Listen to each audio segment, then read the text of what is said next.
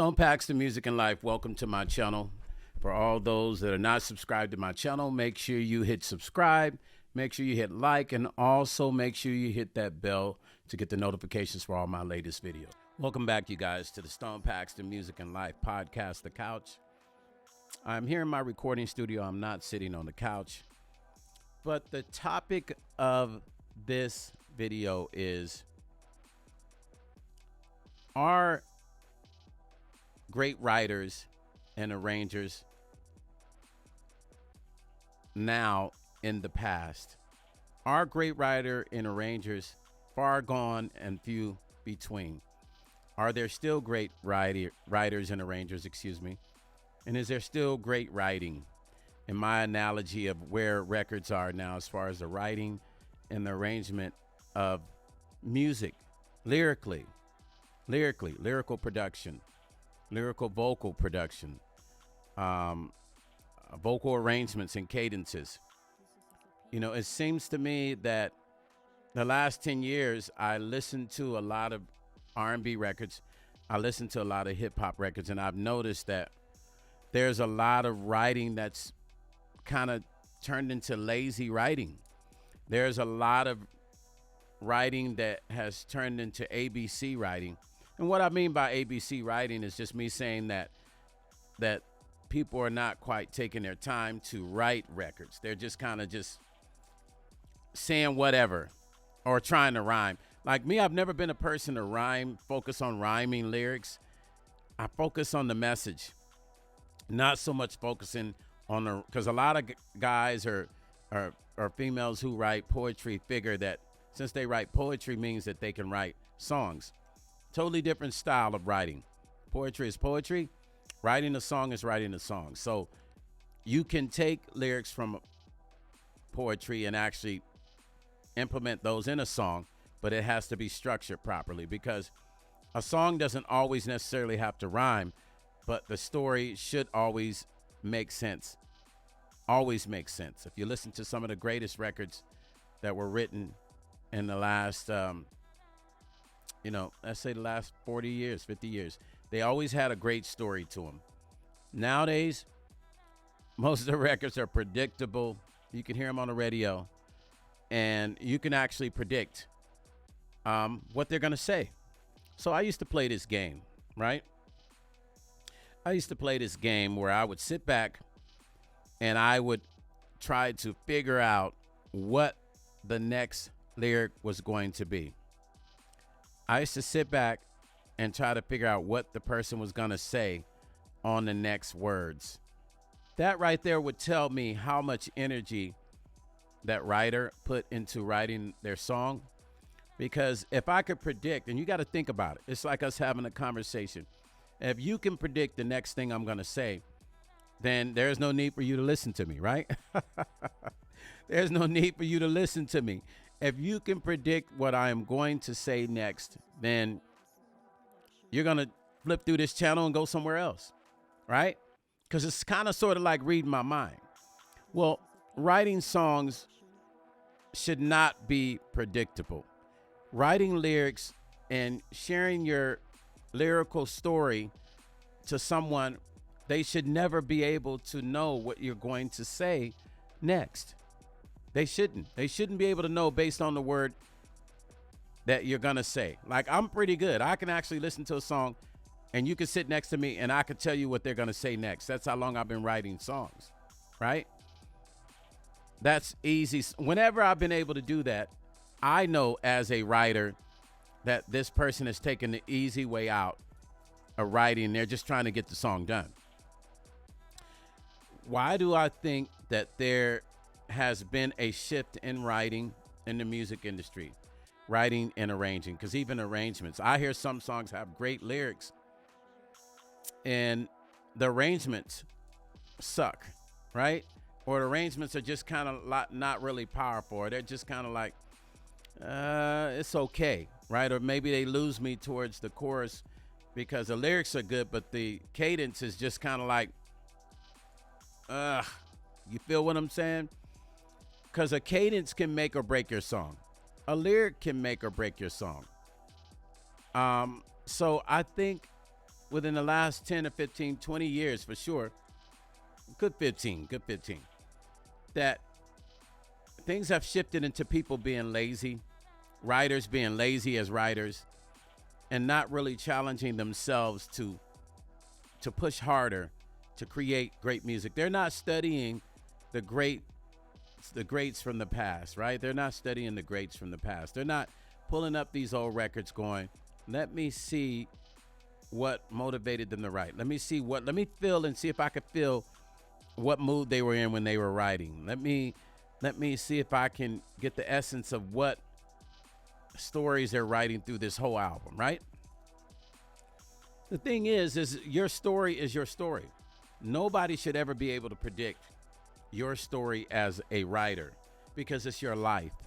And sometimes it might not necessarily be your life, because sometimes I write songs about the things around me. I might write a song about my friend's relationship, not purposely, but seeing what they go through, that might inspire a song, right?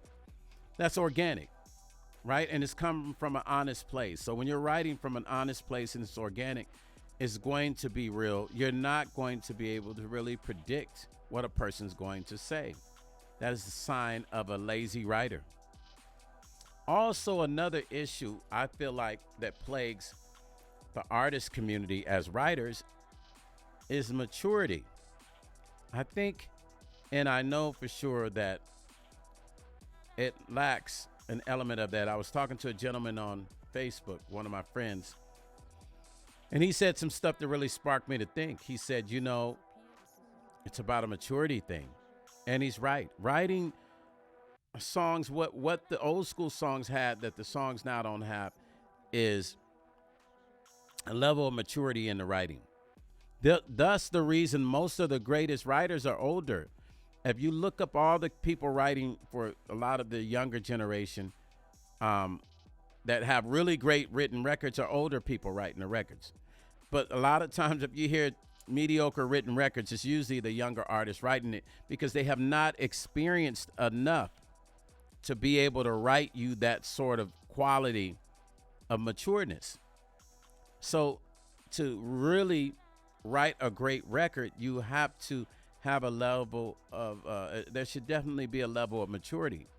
Now, certain things we won't be able to talk about because if we haven't lived that, you can't write about it, right? If you haven't been in that position and you haven't been on this earth long enough, then you can't write about it. So to have a greatly written R&B song or hip hop song, you might have to get somebody to co-write with you that has lived that long enough to be able to give you that, because you're only going to be able to write from your perspective.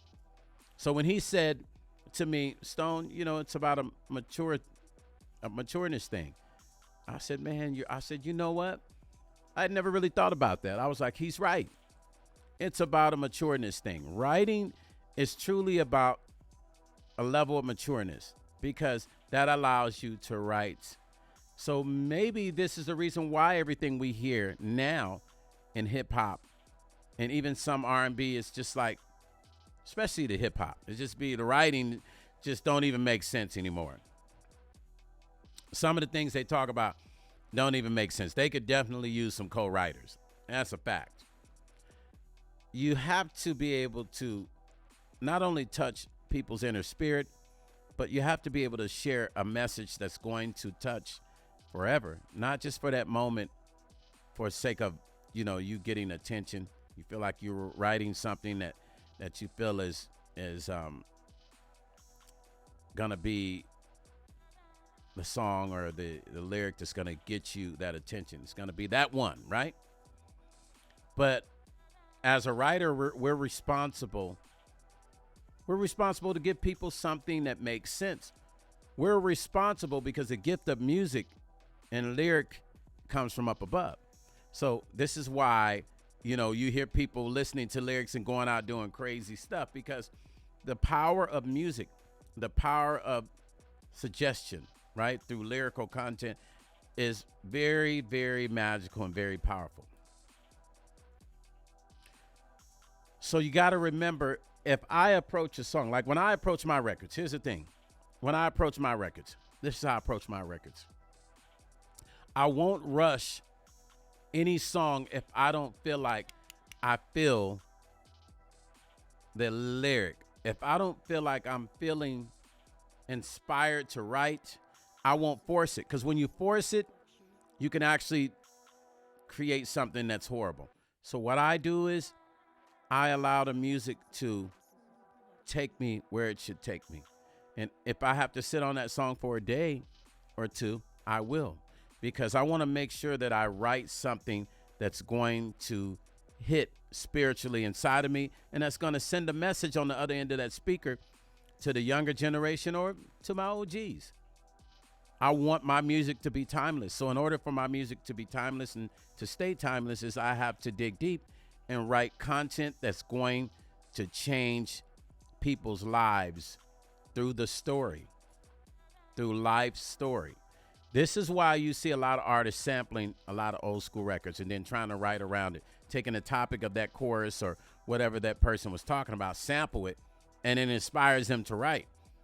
So what has happened to the music industry, there's been a lack of new publishing created because most of the valuable stuff that was written 30 years ago, 40 years ago, 20 years ago or more, right? So you got everybody sampling all the great songs because they don't know how to come to writing any great records, or they're not willing to get with a co-writer to co-write with them, somebody with experience to help them mold and carve out their future as a artist, right? So they continue to write these songs until they wake up and realize, oh crap, I need some better content lyrically. I need some better arrangements. I need some better cadences. Nothing beats experience. So the longer you live as a writer, the better you get.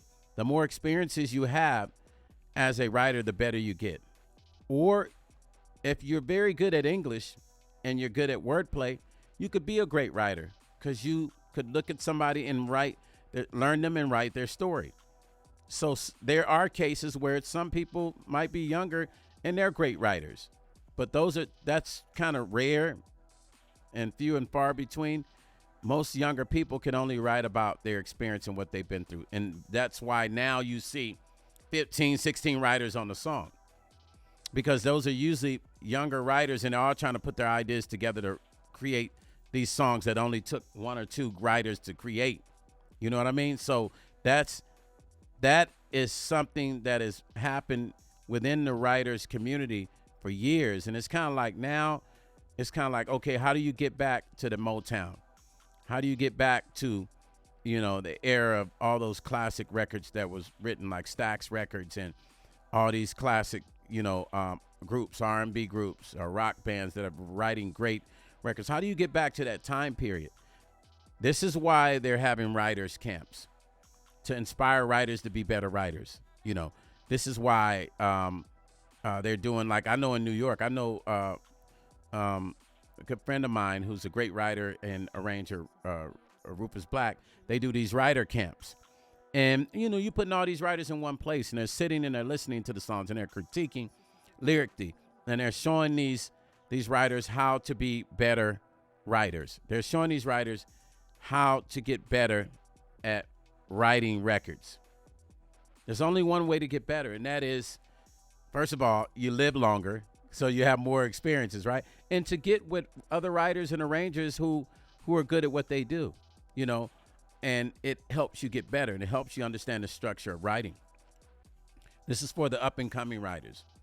But if you look at the industry right now, give me 10 songs that you feel like, 10 hip-hop songs that you feel like are the greatest written records. Besides the obvious, we know Kendrick Lamar writes great records. We know Kanye writes great records. Give me some of the artists that, I need 10 or 15, because I can go back in the 80s and the 70s and pick 15 artists that were writing great records. But now that's few and far between. And like I said, the reason for that is because nobody thinks there's a reason to be focused on better writing and arrangements. Nobody sees a reason, because I keep saying be, but that's not really what I mean. Nobody sees a reason to really, really up the ante on the writing and arranging. If so, we wouldn't have some of the records we have, some of the lollipop records, because they're just really ABC. We would have better written records. They would be better written. They would be better laid out and constructed like the records were from the late 60s all the way up to the 90s. This is why a lot of those older catalogs are still getting a lot of play. People are still buying those records. People are still supporting those records. You're still going to those concerts and listening to Ohio players, Lakeside, Kool and the Gang, Yarbroughs and Peoples. You know what I'm saying? The Whispers, the Funkadelic, because there was something in the writing. There was something in the arrangements. You got to also remember, here's the crazy part about that. A lot of these artists I'm mentioning, they were young at that time. But it was a different time period where people knew you're not just going to be writing anything. The lyrics had to make sense. Now we're just in a time period to where nothing has to make sense. So people are going with that. People are just going, they're just like, oh, it don't have to make sense. You know what I'm saying? Like, we're just going to throw it up against the wall. If it lands, we're going to take it.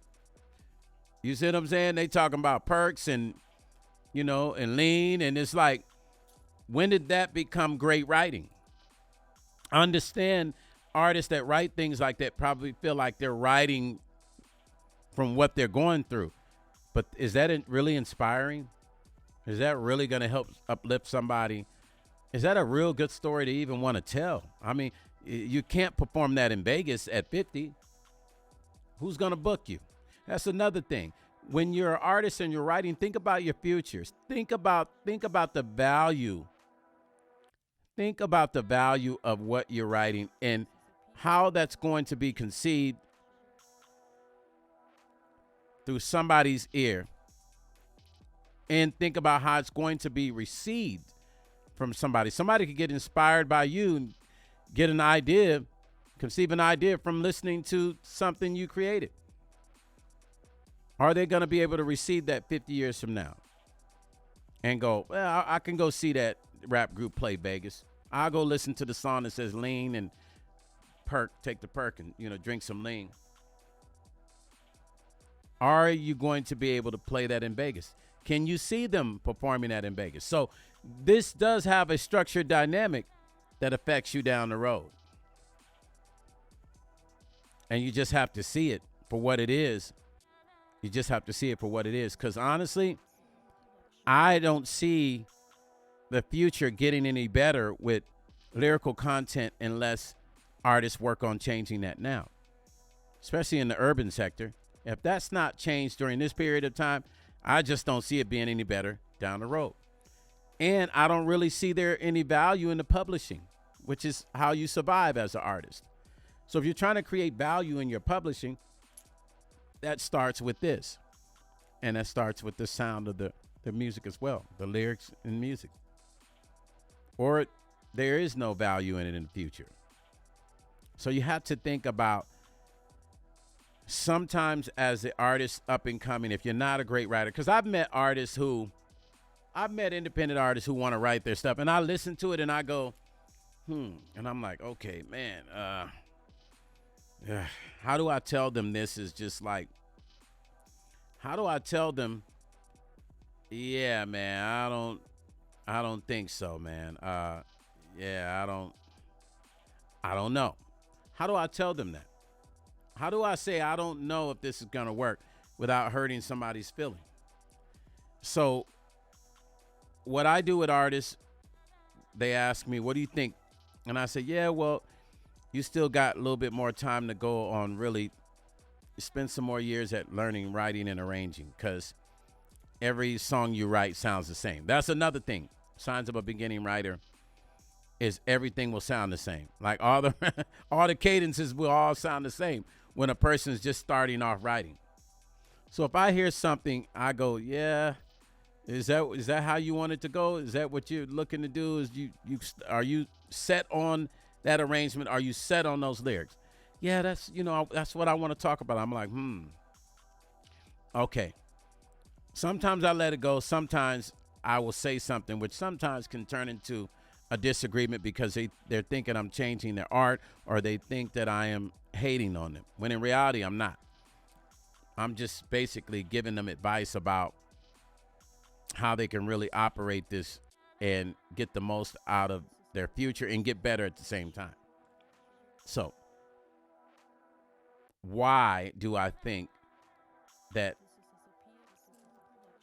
writing, the great writing, the days of that are long and gone and few and far between? These are some of the reasons why I feel like gone are the days of the great writers. Gone are the days of the great writers. There's still a few around. I mean, I know some incredible ones. Like I said, my good friend Rufus Black, him and I have written some records together for artists, and Juanita Wynn.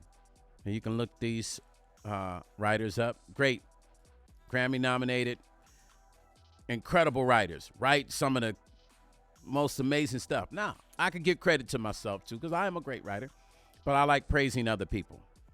Great writers, man. Great, just incredible, written for everybody. Beyonce, Angie Stone, Amarion, Janae Aiko. I can keep going. The list goes on. The company of great writers. I keep the company of great writers and arrangers. So this conversation I'm having, and I'm a great writer arranger, I can share this with you because I've been privy to being a part of that most of my life. For at least 40 years, being around some of the greatest writers and arrangers. You got to up the ante, artists, independent artists. You got to up the ante on your workflow as far as how you work, like your frequency of writing. Your frequency of writing. The more you write, the more you practice. If you're not good at it, the more you practice, the better you get. The more you're able to story tell, the better you get. Tell real stories. Be creative. Don't find the easy way out when it comes to writing, but challenge yourself to structure something that might be complicated. I go back sometimes and listen to some of my writing, and I'm usually amazed because I'm very humble, but I'm usually amazed. Like, I can't even believe I wrote this song. I can't believe that I came up with this lyrical content and this cool and amazing arrangement and cadence for this song. I can't even believe I produced the music. I'm always so humbled by myself. I humble myself every day because I'm still in shock that I'm able to do something so great and I'm able to do it well and able to have it sound well. Those things amaze me. But I did that from experience. I did that over a period of time of constantly doing the same thing. And I did that from learning from some of the greats growing up. So if you're going to be a better writer in the stage that we're in, to where the writing and arranging is no longer the way it used to be, and there's a lack of great writing and arranging, we have to go back to the drawing board, you know what I'm saying, and base it on the blueprint that was left for us by some of the greats. The blueprint is in front of us. All we got to do is study the blueprint. All you got to do is study it.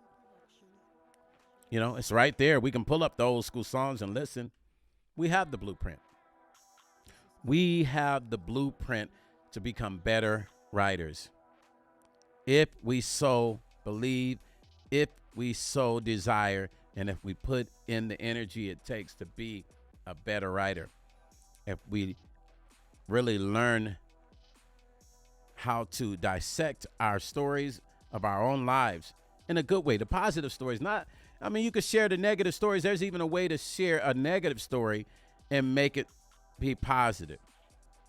But, I don't think writing a song and talking about drugs is creative. That's just me personally. To me, anybody can do that. I just don't think that's creative. I think to inspire yourself as an artist, you write about things that can move a person spiritually. Now, if you're writing about how you were on drugs and then you got off, then that's different. You're telling the story. But if you're talking about that's what you do every day, the lean, the perk, to me, that's not writing. To me, that's just like you're just trying to get attention, and you feel like that's cool. And like I said, you're not going to be able to play Vegas in 50 years. This is what you got to look at.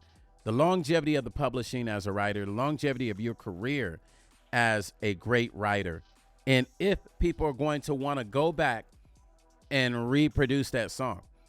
Are people going to want to go back and sample that song, which means you can continue to make money off of it because somebody's using your work. Somebody's remaking your record. But if you're not writing great records, you're not going to make an impact, not even on your circle of friends. They're just going to listen to it and be like, yeah, that's cool.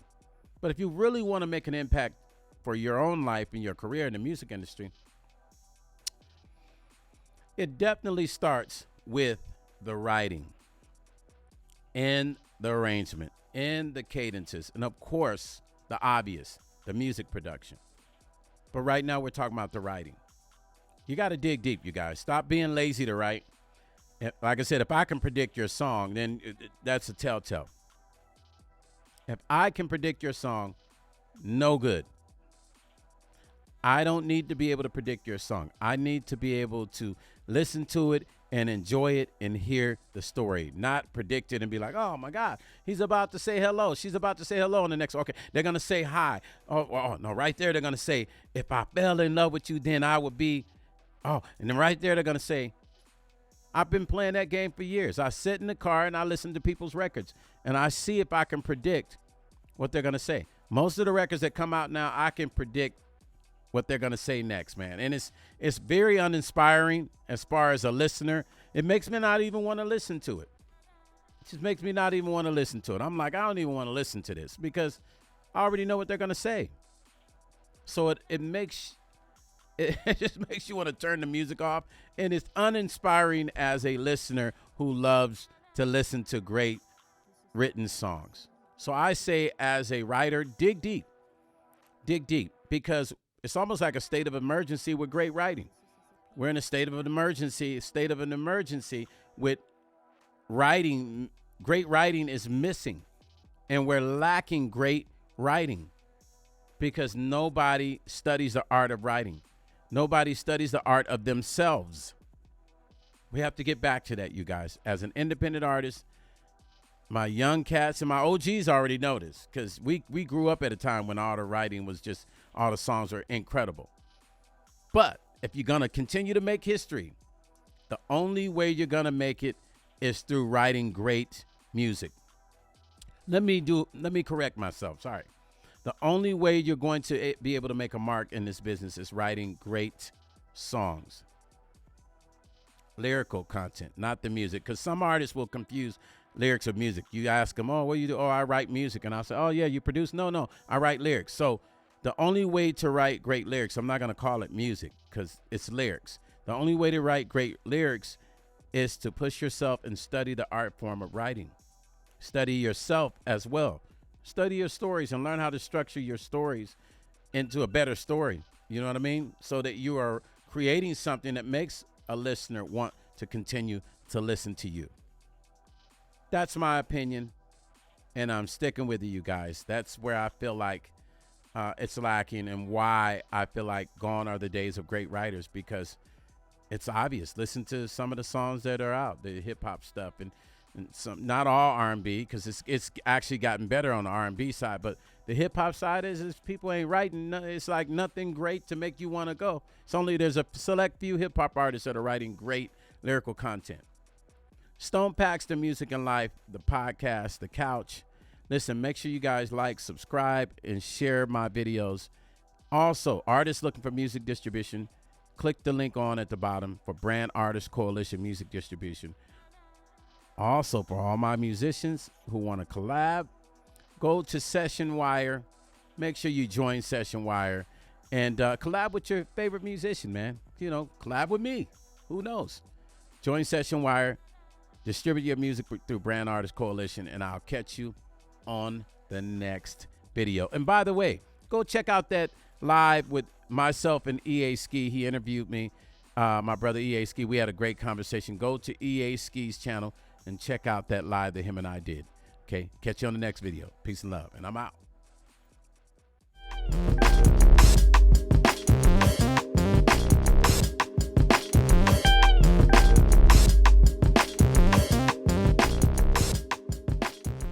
Stone Paxton Music and Life.